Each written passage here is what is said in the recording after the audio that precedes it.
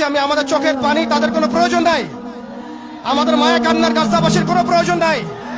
গাজাবাসীর প্রয়োজন অর্থনৈতিক সাপোর্ট, গাজাবাসীর প্রয়োজন সামরিক সাপোর্ট, গাজাবাসীর প্রয়োজন এমন একটা জাইশ, এমন একটা ফোর্স যেটা বাহির থেকে গিয়ে বাইতুল মুকাদ্দাস উদ্ধার করবে ইনশাআল্লাহ।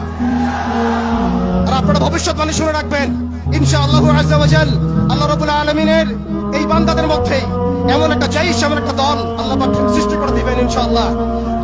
যেই দল, যেই জাইশকে পৃথিবীর কোন সেনাবাহিনী থামাতে পারবেন ইনশাআল্লাহ। শেষ পর্যন্ত তারা বাইতুল মুকাদ্দাস মুক্ত করেই ছাড়বে ইনশাআল্লাহ। শুধু সময়ের অপেক্ষা। তারা আমাদেরকে অপশন দিয়েছে, হয় আমাদের দাস হও, না হলে মরো। শেষ কথা, তারা আমাদেরকে অপশন দিয়ে দিয়েছে, হয় আমরা তাদের দাসত্ব করব, না হলে মরবো। আমরাও বলে দিচ্ছি, আমরা দাসত্ব করব না।